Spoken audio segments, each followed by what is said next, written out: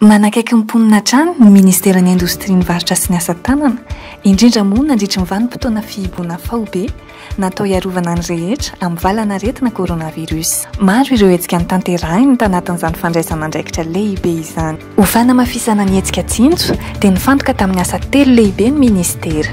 Voalohany, famatsiana vary ireo mpanjinjara tamin'ny boriboritany enina miampy kaominina valo manodidina Alazory, Idosy, Ilafy, Ambatofotsy, Bongatsara, Ivato, Mahazo, Ambohimanga kely, Fenoarivo, Ampitatafika, Tanjombato-Soavina ho an'ny faritra Analamanga. Fitaterana vary any amin'ny orinasa Afakapa hitsinjovana ireo sahirana amin'ny fiantsenana noho ny ora fihidin'ireo mpivarotra.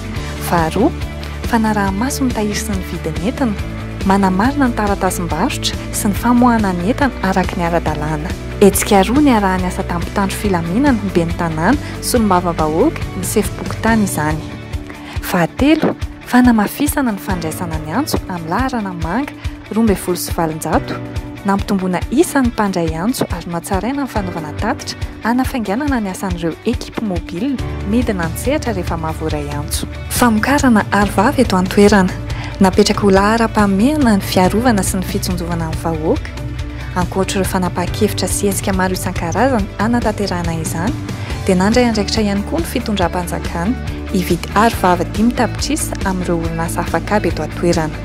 Tanjona roa lehibe no tratra anatin'izany dia ny fitohizan'ny famokarana eo amin'ny orinasa ka ahafahan'ny mpiasa ho aminy mitazona ny asany, ary faharoa dia ny famokarana arotava ho an'ny malagasy rehetra sady vita eto an-toerana ihany no manaraka ny fenitra. Napetraka teo amin'ny Ministeran'ny Indostria ny Varotra sy ny Asa Tanana ny fandaminana izany famokarana izany.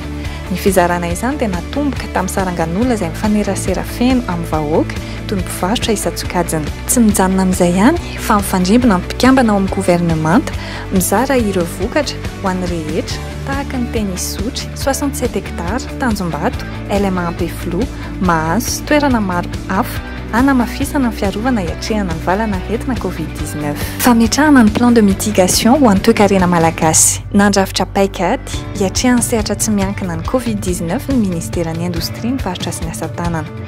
Paikady hanarenana ny toe-karenan'i Madagasikara izany ary mizara roa. Isika dia nametrahana izany amboany ny fanombohana ny plan de mitigation na document anankiray izy io ahafahantsika mametraka hoe inona daholo ny sehatr'asa ny sektora maro samihafa zany izay tratran'ny olana amin'izao anaty fotoanan'ny Covid izao ary ahoana ny atrehantsika n'izay impact économique ny Covid izay eto amin'ny firenena.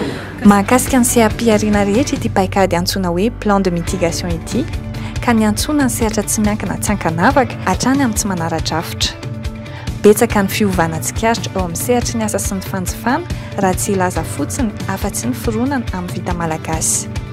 Tiany ministera ho amafisina izany ka isan'ny antony nametrahana ny fanambo hoe miaraka isika manarina ny toe-karenan'i Madagasikara.